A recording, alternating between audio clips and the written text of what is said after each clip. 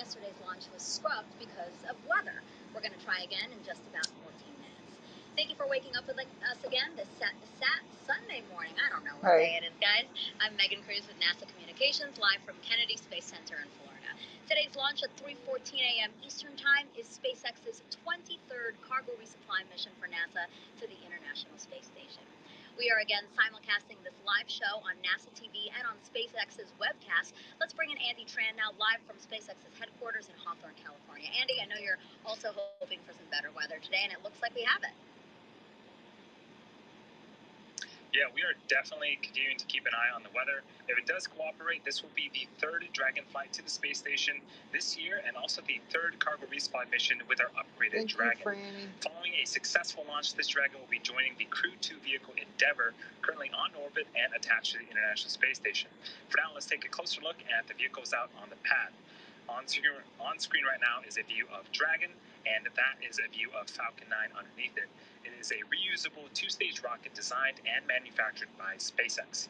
The bottom two-thirds of the vehicle is the first stage. Its objective is to accelerate the vehicle through the Earth's atmosphere to space and then separate from the rest of the rocket. This is going to be the fourth flight for today's first stage, which actually previously supported both the Crew 1 and Crew 2 missions for NASA. We are going to be attempting to recover the first stage again with our brand new drone ship named a Shortfall of Gravitas. There it is on screen. Oh. Above the first stage is the second stage. I'm at It has home a anyway, single Merlin vacuum or MVAC engine, which ignites after the first stage separates. The second stage is what will carry Dragon to its intended orbit, allowing the spacecraft to eventually rendezvous with the International Space Station. And as we saw previously, Dragon is the spacecraft sitting on top of the rocket. To this day, Dragon remains the only spacecraft currently flying that's capable of transporting significant amounts of cargo to and from the Earth. So that's a little bit about our Dragon and Falcon 9 vehicles. Back to you, Megan. Thank you, Andy. And now I want to bring in Joshua Santora, also with NASA Communications. Joshua, can you walk us through yesterday's weather concerns and again, just how much better it's looking today? Yeah, Megan, as you said, it is looking so much better today. I appreciate that. And so yesterday we had a lot of concerns happening really close to launch. And as is the case with all weather concerns, it just takes time to get past them. And that's what we saw yesterday is we didn't have enough time. And so we were concerned about things that either actual natural lightning or generating lightning as we flew through the atmosphere. And so that really kind of forced us to wave off yesterday's attempt. Today, things are looking phenomenal. Take a look here. This is only a 20% chance that we would have a violation of our launch constraints, which means we are 80% go on weather. The only things we're watching are some clouds in the area and the potential for precipitation. But by and large, we're extremely optimistic, now targeting launch in about 11 minutes from now. That report coming from the Space Launch Delta 45 folks with the Space Force. Appreciate Launch Weather Officer Brian Sizik walking us through that. And then the range taking care of public health and safety as well. The land around the launch pad, the water over which we fly, the air we fly through, and the space we're headed to, doing the collision on launch avoidance assessments, and those all look clear. So we are on track for our liftoff on time at 3:14:49 a.m. Eastern Time. That timing is so precise because we have a single second in order to be able to rendezvous with the space station, currently traveling at 17,500 miles an hour, and we're set to rendezvous and dock tomorrow morning, Monday, at 11 a.m. Eastern Time, with our coverage beginning at about 9:30 a.m. Eastern Time. So, Megan, technically really quiet, weather looking really solid, everything is go at this moment. That's it for now, back to you. I'm loving your update, Joshua. Thank you you got to go out and come back in when you get that extra. Now, how about we take a look at some of the science flying the station today?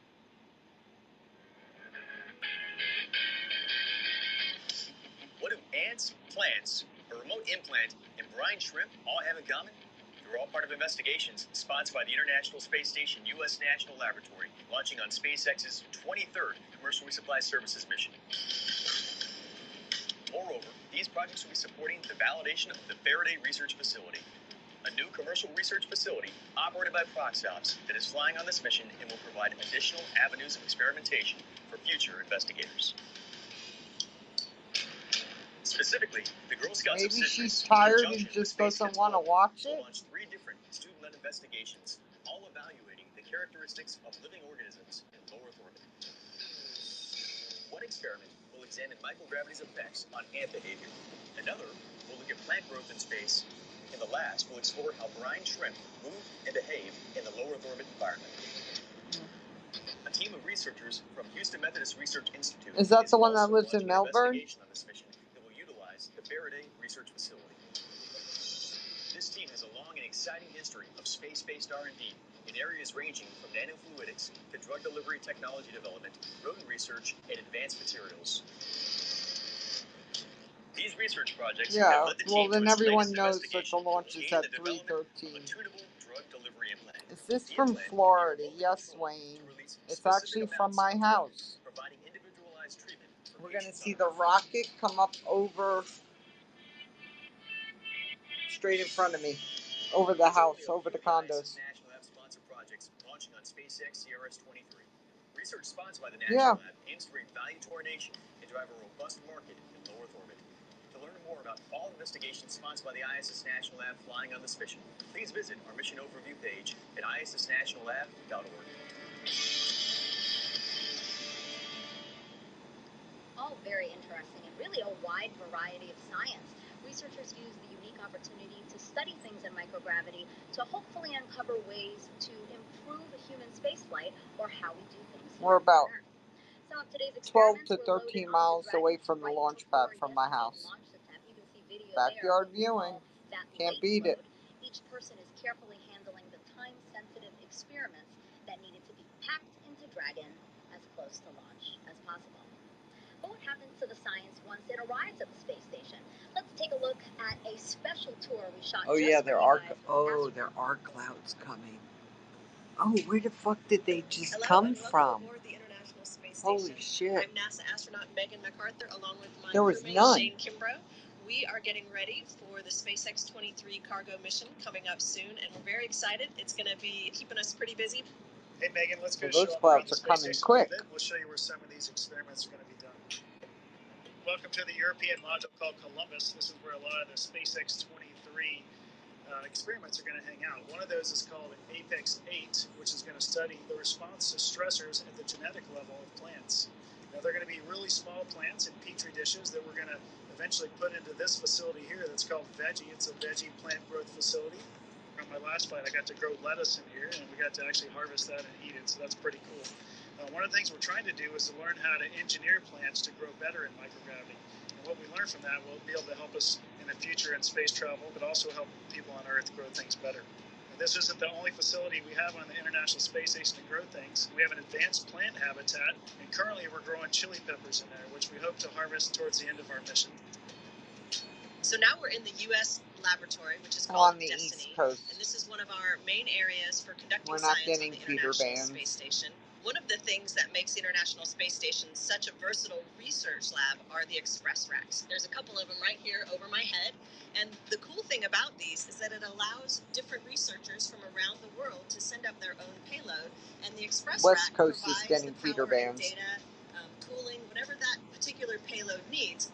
One of the new facilities that will be coming up on SpaceX 23 We have stuff coming up out of the Caribbean. Facility, and it's able to house 4 different experiments at once. 3 of them will house small I don't know. organisms. She should be here. She had just left. She was out on Twitch with me. Of medication. So that will be an interesting technology demonstration as well. And we'll be able to install that facility into one of our express racks here in the laboratory.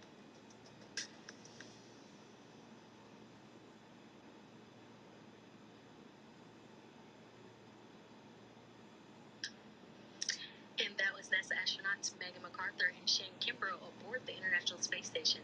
And welcome to the International Space Station Flight Control Room. I am Sheba Green, live at the Johnson Space Center here in Houston, Texas.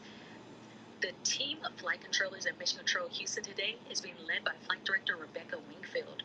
Teams here at Mission Control will really jump into action tonight into early Monday morning as Cargo Dragon approaches the International Space Station. There are currently 7 crew members living and working aboard the station. Expedition 65 consists of NASA astronauts Shane Kimbrough, Megan MacArthur, and Mark Vandehei, Roscosmos cosmonauts Pyotr Dubrov and Oleg Novitsky, Aki Hoshide of JAXA, and Thomas Pesquet of the European Space Agency. As Crew Dragon approaches the International Space Station in the morning hours on August 30th, NASA astronauts Shane Kimbrough and Megan MacArthur will be monitoring the arrival from the station's cupola. Cargo Dragon will remain attached to the International Space Station for about 1 month before being packed up with critical science and supplies and will splash down in the Atlantic Ocean or the Gulf of Mexico for that science to be analyzed back here on Earth. Everything's still a go from here in Mission Control Houston, and we're looking forward to welcoming another vehicle to the International Space Station. So for now, we'll head back out to Kennedy. Megan? Great, Shaniqua, thanks. Let's get one last status update from Andy and Joshua before the final moments of the countdown. Guys? Thanks, Megan. We are about T-minus 3.5 minutes until liftoff. The SpaceX team is working no significant issues. Right now, we are expecting the strong back to be reclining away from the rocket to its pre-launch position. Reclining away. Oh my God. In order to prepare for liftoff. That strong back is part of the transporter. Yeah, it's going to the ISS. It's commercial resupply. From Falcon 9. The transporter erector is that large truss structure next to Falcon 9. Its job is, again, to retract away from the rocket and prepare for liftoff. At this point, RP-1 fuel is completely loaded on the second stage and nearly completely loaded on the first stage. Liquid oxygen loading is currently underway on both stages and will complete around the T-minus 2 minute mark. Good venting tonight. In these last few minutes, Falcon 9 is performing final health checks on its primary communications, avionics, and propulsion systems in preparation for flight.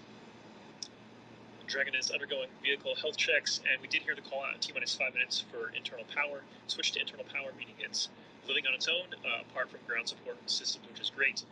We're also expecting right now the checkouts of the second stage thrust vector control actuators are underway. At least there's no lightning tonight. Wiggle test. Not very technical, but definitely kind of describes what we're talking about.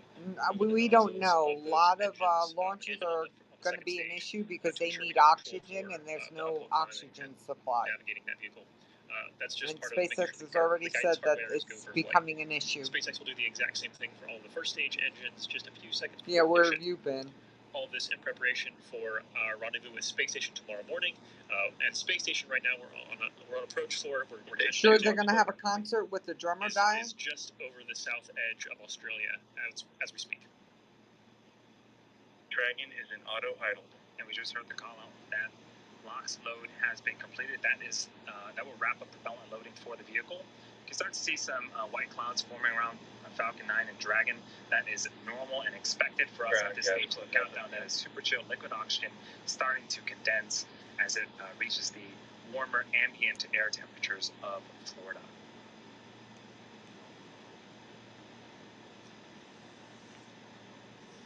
Through the rest of the countdown, we're going to hear a few call-outs, but by and large, we'll just listen in here and walk through as Dragon finalizes its preparations and the team verifies we'll go for launch. Falcon 9's in startup. Dragon is in countdown.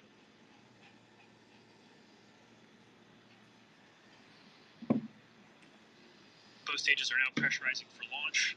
Range and weather should both be good to go. Falcon 9, CRS-23, go for launch. That was the voice of the launch director verifying we are go. T-minus 30 seconds. I've seen them live too in Giant Stadium.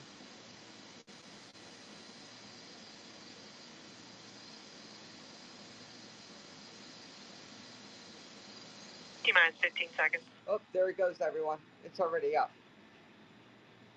10, 9, 8, 7, 6, 5, 4, 3, 2, 1, 0.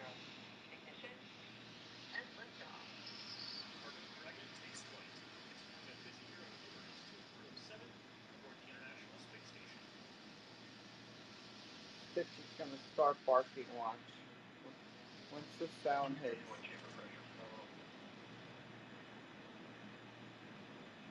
Hey.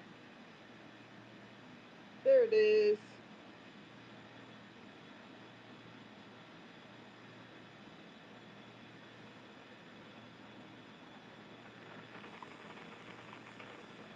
No sound yet. That's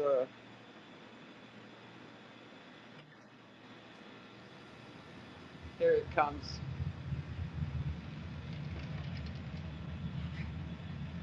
Stitch is saying, like, what the fuck?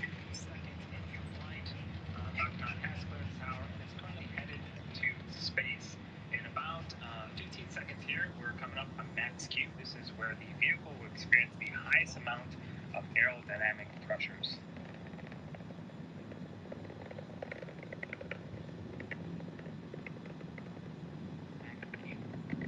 Max Q. And there was the call for Max Q. We actually throttled down the Merlin engines in preparation for that event. Coming up are 5 more events in rapid succession: main engine cutoff, stage separation, first stage flip, second engine start 1, and then the boost back burn on the first stage will begin. Main engine cutoff, also known as MECO, is where all 9 M1D engines on the Falcon 9 first stage will shut down. This is followed by stage separation, or the separation of the first and second stages. From there, the first stage will flip to prepare for re-entry and landing a few minutes later.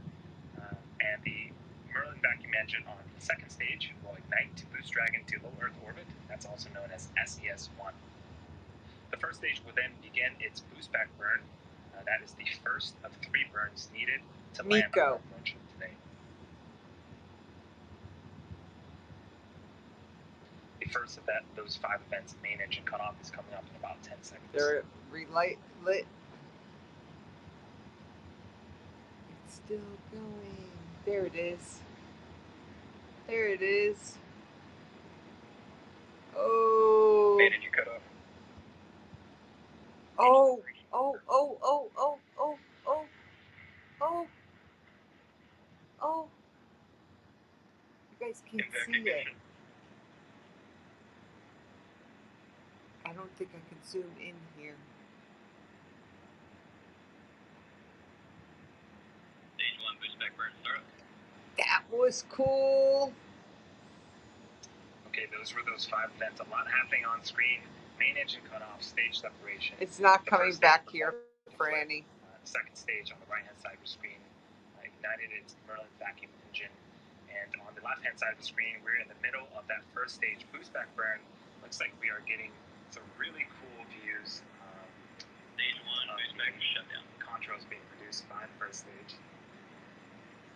And that was the call out for the successful completion of our first of 3 burns on the first stage. So if you're just joining us, you're watching a live webcast of the 23rd commercial resupply mission to the International Space Station for NASA. This is SpaceX's 21st mission this year, and this is the cargo configuration of our Dragon spacecraft. Very cool. All right, everyone. You might be interested to know, in order to get into space, the rocket has to do more than just go up. It actually has to go sideways really, really fast. I'm out of here. Liftoff, gravity is pulling straight down the rocket. Hey. And as we ascend, we tilt the engines. That turns the rockets horizontally. Now we're still going up, but we're also heading horizontally away from the launch pad in what we call a gravity turn. Peace out. The rocket I'm going typically to try needs to to get go some sleep and get myself back on a regular schedule. I don't know how well this is going to work, but we'll see. Everyone have a great night. I'm snoring. I bet you are. You were nodding out earlier, so peace out, everyone. Back to bed.